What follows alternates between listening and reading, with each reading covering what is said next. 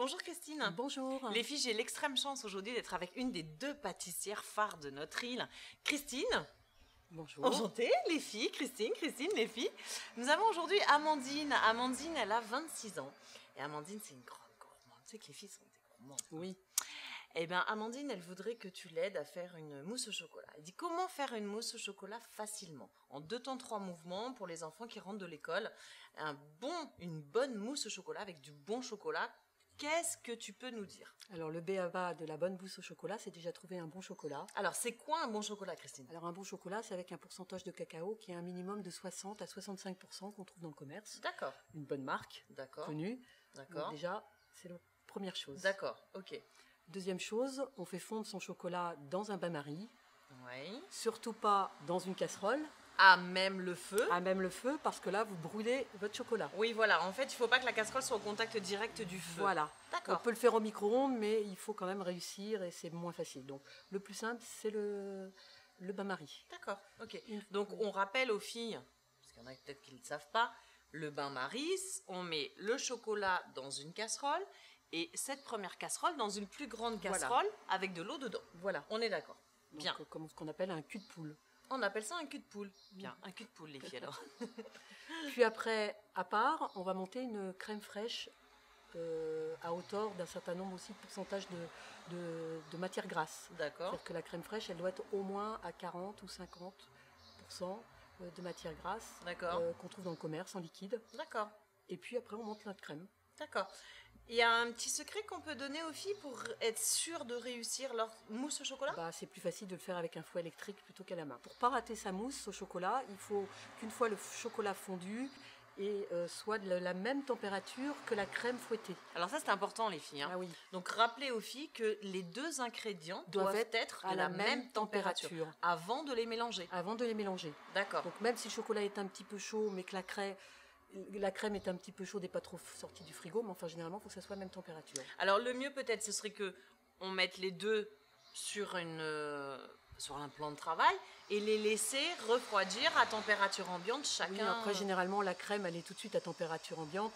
C'est plutôt le chocolat qu'il faut le faire bien avant. D'accord. Pour pouvoir le laisser reposer. D'accord. Alors ça c'est un deuxième secret de fille.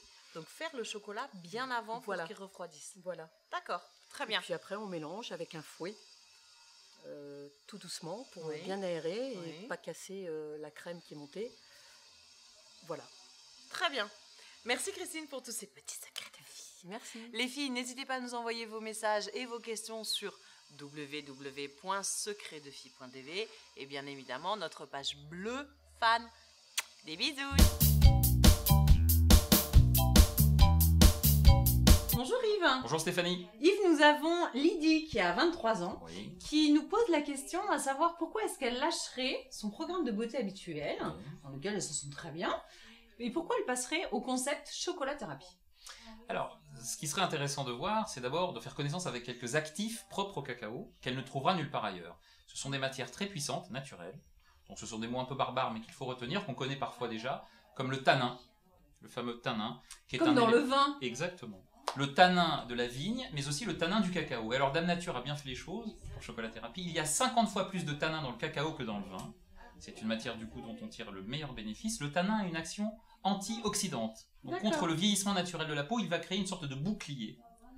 Donc, premier élément, la qualité du tanin de cacao qui est unique au monde est déjà un élément intéressant et suffisant pour essayer autre chose. Alors, on dit souvent que lorsqu'on mange un carré de chocolat, c'est bon pour le moral, c'est un antidépresseur. Qu'est-ce que ça va leur apporter en plus? Alors, l'aspect intéressant tient à la recherche même du concept chocolat-thérapie. Il va y avoir un effet de première intention qui est un effet cosmétique, c'est bien la moindre des choses. On va avoir un masque par exemple sur la peau, on en attend qu'il éclaircisse le teint, qu'il donne bonne mine, qu'il redéfinisse les contours du visage et qu'il lutte si possible aussi contre le vieillissement. Donc en fait elles vont avoir un effet visuel. Ça va être très visuel dans un premier effet. Très bien. Puis nous allons avoir un double détente avec un effet en profondeur qui se révèle dans les cures par exemple. On va avoir très nettement la sensation et le visuel d'une peau nettement améliorée. Sur le plan des petites craquelures, des petits défauts de peau, de l'éclaircissement des taches par exemple. D'accord. Et enfin, troisième, parce que je disais double détente, mais je ne dis pas les choses complètement, il y a une troisième détente, qui est une particularité du concept, qui est l'effet psychoactif. Alors qu'est-ce que c'est psychoactif? C'est pas de la magie farfelue, c'est tout simplement de l'aromathérapie. Ah oui. Dans le masque divin par exemple, nous avons une fraction d'huile essentielle, plus des éléments volatiles du cacao, des molécules, qui vont venir ici passer par le canal nasal et bombarder très gentiment le cerveau et libérer ce qu'on appelle les endorphines. Il y a 3 molécules propres au cacao, qui sont la sérotonine, la phényléthylamine et la dopamine, Oui. qui sont d'ailleurs isolées comme ce qu'on appelle les molécules de l'amour par la science. C'est-à-dire ces molécules qui vous aident à vous décupler, on a le sentiment de pouvoir pousser des montagnes, et quand on les a en aromathérapie, ce qui est le cas pendant 20 minutes de pause par exemple, quand vous descendez du lit du soin, vous êtes à la fois très serein et vous vous sentez une énergie de lion. Salut les filles, salut Mademoiselle Bonbon. Salut. Alors Laurent, c'est une question pour vous, Mademoiselle Bonbon. Oui. Parce qu'on le sait tous, vous êtes spécialiste en bonbons. Mhm. Est-ce que la réglisse, c'est mauvais pour la santé? Alors, moi, je dirais catégoriquement non, parce qu'en fait, les bonbons aux réglisses, c'est historiquement un des premiers bonbons qui a existé. Ouais. Parce que bon, les bonbons existent depuis, on va dire, l'Antiquité, même si ça s'appelait pas des bonbons à l'époque. Les premiers bonbons étaient à base de plantes, tout Oui. simplement. Et la réglisse, c'est une racine à la base. Et en fait, c'est même la plupart du temps, historiquement, les bonbons qui étaient utilisés en fait à base de plantes étaient utilisés comme médicaments. Ah oui. Et ensuite, en fonction de la saveur, était après utilisé en termes de bonbons. Et c'est exactement le parcours de la réglisse. En fait, Donc la réglisse servait à quoi comme médicament? alors, la réglisse a des propriétés a des impacts sur le domaine cardiaque, on va Ouais. dire.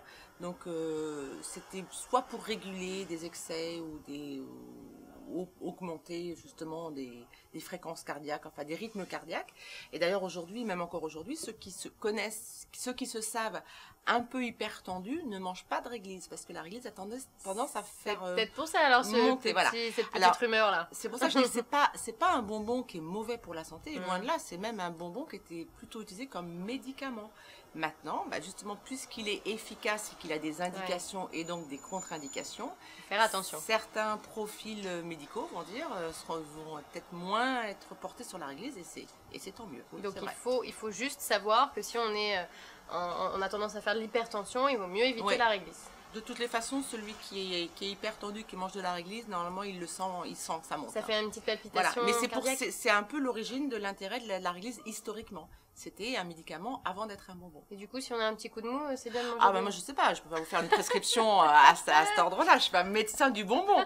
Mais pour répondre à la question, non, on peut pas dire que À la le base, réglisse n'est pas mauvais pour la santé. Je dirais même l'inverse, ça a été l'intérêt d'utiliser la réglisse pour soigner les gens. Puis ça reste le bonbon le plus naturel.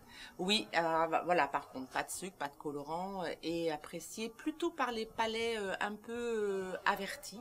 Oui, parce que c'est quand même prononcé comme goût. c'est très prononcé, mais maintenant dans la gamme de réglisse, il y a vraiment une gamme très très étendue, et j'ai toute une clientèle qui ne vient ici que pour la réglisse. réglisse. Ouais. Bonjour Tony. Bonjour Mélanie. Tony, tu es stripteaseur Oui. et tu as une question d'Anne, elle a 29 ans et elle se demande, en tant qu'homme, comment tu fais en tant que stripteaseur également pour masquer ton émoi physique en plein spectacle. Alors, faut penser qu'on est, comme tu l'as dit Mélanie, en spectacle, donc Oui. il n'y a pas forcément d'excitation quand on fait les striptease. Pourquoi? Parce qu'on est dans un lieu public, déjà il y a 50, 100, 200 ou 300 personnes qui nous regardent. Même si on est en contact avec une personne, enfin avec une fille, il n'y a pas de contact, on ne se câline pas, on ne s'embrasse pas, il n'y a pas d'attouchement. Donc Oui. on n'est pas dans une situation d'excitation. Après, je suis tellement concentré sur comment bien réussir le spectacle, concentré sur la musique pour être calé au bon moment comme je l'ai prévu, que je ne suis pas dans un esprit d'excitation. Je suis là pour faire un spectacle et qu'il soit apprécié. Donc je n'ai pas l'esprit d'être excité parce qu'il va y avoir une fille sur la chaise et que je vais m'approcher d'elle du tout. Tu es vraiment concentré C'est ça, comme un c'est- danseur peut l'être en pleine C'est ça, prestation. c'est concentré sur la musique, sur le show en lui-même. Et pour réussir le show, pour que rien ne se passe de travers, pour que tout se passe bien, pour que la personne soit à l'aise. Oui, Parce aussi. que si elle sent une excitation, elle sera peut-être mal à l'aise, elle n'est pas venue pour ça. Et donc voilà, je suis pas dans un Donc de esprit ton comme côté, ça. ça ne t'est jamais arrivé. Honnêtement, non. Promis. Promis, juré. On le sait, tu es un être humain, n'importe quel humain peut avoir une réaction physique à un moment donné. Ça peut arriver, ça pourra arriver, mais à mon sens, pas dans l'esprit où on est en spectacle. On est entouré, on est en boîte de nuit, en restaurant. Même à domicile, il faut réussir la prestation qui est rémunérée. Donc Bien sûr. on vient travailler et on ne vient pas s'exciter sur quelqu'un. Évidemment. Bon, et bien voilà, donc apparemment en tout cas, et tu penses ne pas être une exception? Tu penses que c'est pour tous les stripteaseurs pareil quand tu en parles avec tes collègues? Ouais, je pense que les stripteaseurs avec beaucoup d'expérience ont rarement eu des réactions comme ça. Est-ce que ça arrive que des filles, elles, de leur côté, soient excitées et je sais pas moi, soient un peu plus avenantes avec le danseur? Ça peut arriver, mais dans ce cas-là, si on sent arriver un attouchement qui n'est pas normal, ben, tout de suite on bloque les mains. Tout de suite les mains seront bloquées Et attention, de la bonne manière, mais sans que la fille soit vexée ou sans lui faire mal, mais les mains seront bloquées, on ne laissera pas faire un attouchement qui n'est pas prévu dans le spectacle. Bonjour les filles. Bonjour Christophe. Bonjour Stéphanie. Les filles, j'ai la chance aujourd'hui d'être avec Christophe, qui est notre expert en cuisine. Nous avons Christophe aujourd'hui Marie-Louise. Marie-Louise, elle a 27 ans et Marie-Louise est une fan de pâtisserie. Et elle nous envoie cette question, à savoir quels sont les petits trucs que tu pourrais lui donner pour réussir une recette parfaite de moelleux au chocolat. Parce que les filles, elles adorent le chocolat. Oui. Donc comment est-ce qu'on peut faire? Quel truc tu peux nous donner? Mais moi, le petit truc que j'ai remarqué que souvent quand certaines personnes font les moelleux, ne battent pas assez les œufs. D'accord. Les œufs, il faut bien les battre qui montent. D'accord. Qui montent, et c'est ça qui donne l'aérien au moelleux. La mousse en fait. Voilà. D'accord. Et comme ça, le moelleux il est bien léger et faire très attention à la température du four. Qui doit Voilà. être à... Entre 120 et 140 degrés. Quels sont les ingrédients qu'on utilise pour faire un moelleux au chocolat? Donc, moi, je me sers personnellement du chocolat, de la crème, du beurre, que je fais fondre tout ça ensemble tout doucement. Et après, je mets des œufs, du sucre et de la farine. Et après, ben, je mélange, j'incorpore toute cette matière et je fais cuire au four entre 120 et 140 degrés. D'accord. Alors au niveau des quantités, les œufs, on en met combien? Le chocolat, c'est des tablettes de combien? Si les tablettes 200 grammes, on peut faire un minimum de 4, 6, 8, entre 10 et 12 moelleux. D'accord. Voilà, D'accord. avec une plaquette de 200 grammes et la farine c'est pareil. Le beurre c'est 200 grammes pour 4 œufs. Un petit alcool dedans ce serait pas mal. Quoi donc? Un rhum? Un verre de rhum? Oui, ou alors il y a le Du Grand Marnier? Grand Marnier, voilà très bien, ouais, le Grand Marnier. Et l'alcool de figue, L'alcool de figue. oui. Qui se, L'alcool de qui figue. se marie aussi très bien avec Les pâtisseries. dans les pâtisseries, oui. D'accord. Tu peux nous donner ton petit truc, toi, pour faire tes moelleux? Ben pour ça, il faudra venir me voir. Ah, c'est un petit coquin, il veut pas tout nous dire, hein. Bon alors, 180 degrés. Non. Ah pardon. Entre 120 et 140. Entre 120 et Ouais. 140, excuse-moi. On va Donc faire un peu 120 et chaud, 140, du rhum ou du Grand Marnier. Voilà. Après, Et faire attention à bien battre ses œufs pour justement Voilà, avoir tout à fait, voilà, avec une les- texture de mousse plus Voilà, importante, c'est tout ça? à fait, oui. Plus D'accord. les œufs seront montés et plus l'appareil à moelleux sera plus léger et meilleur, bien sûr. Alors le mot appareil, c'est pour les professionnels. Ok, nous, on n'est pas des professionnels. C'est quoi un appareil? Mais l'appareil, c'est la base. La matière. Voilà, c'est la matière. D'accord, Vous allez ok. faire cuire dans un appareil. D'accord, très bien. Bon, mais les filles, j'espère que vous avez bien noté cette petite recette miraculeuse, n'est-ce pas? Donc, bien J'espère. battre les œufs. Et puis, si vous avez besoin d'informations, vous savez que vous pouvez nous joindre sur nos deux sites, donc la page fan ainsi que la page internet.